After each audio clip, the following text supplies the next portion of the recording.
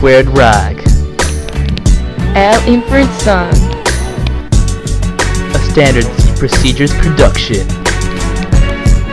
Yo, Chi, I've had some questions on my mind about how to perform inference and how to fight crime. Can't help you with the second, but I know about the first. So listen to me, cause it's my favorite stats course. Well, we're learning about proportions. Is that okay? Proportions are perfect. You just made my day. To start things off, I think we need some definitions. Are there any terms you remember from your past stats lessons? Sample proportion? I think that's important, but I forget what it means. Remind me, please. When looked at from a purely scientific approach, the sample proportion can be defined as the number of successes that occur in a given number of observations. The symbol p hat is used to express a sample proportion in common statistical practice. Did you get that? Yeah. Yes? Okay, then tell me, what is a sample proportion?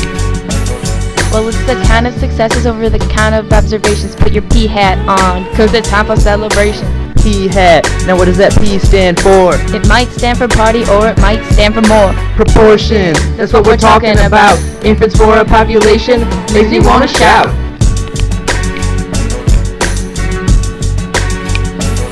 Okay. Now that you know the definitions, I think it's time for you to check your conditions. Well, the first condition's easy. It's the one I know the best. You need a simple random sample, aka an SRS. The next one's a bit harder, so I hope you don't get trampled, but the population needs to be at least 10 times as large as the sample. Check.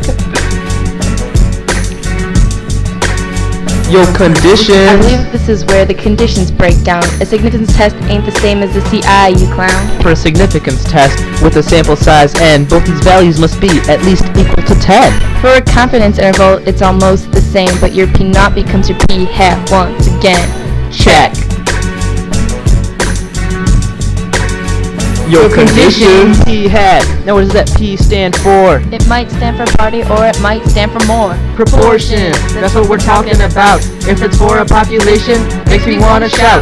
You got your definitions and you checked your conditions. Now construct a confidence interval for your population proportion. Start with your P hat, followed by a plus or minus, and find out what your Z star sign is. Then multiply that by the square root of your P hat times 1 minus P hat over n. Yeah, man. P hat. Now what does that P stand for? It might stand for party or it might stand for more. Proportions. That's what we're talking about. Infants for a population makes me wanna shout. Now take this. For example, a hypothesis test for only one sample. A hypothesis test? Are you kidding me? First you gotta solve for a test stat called Z. How do you solve for this variable? Z, Mr. Chi. Well, it's quite simple, really. Z is equal to P hat minus P naught divided by the square root of the quantity P naught times 1 minus P naught over n.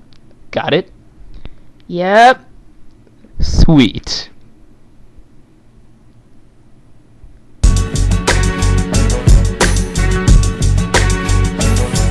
P hat. Now what does that P stand for? It might stand for party or it might stand for more. Proportions. That's what we're talking about. If it's for a population, makes me want to shout. Now say I wanted a given margin of error.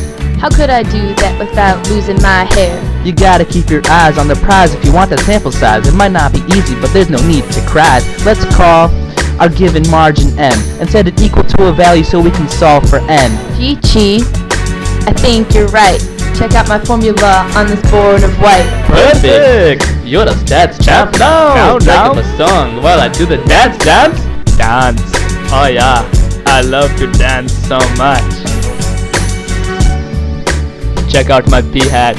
Isn't it so cool? So fly, dog. P hat. P hat. Now what does that P stand for? It might stand for party or it might stand for more. Proportions. That's what we're talking about. If it's for a population, makes me wanna shout. Proportions. That's what we're talking about. If it's for a population, makes me wanna shout.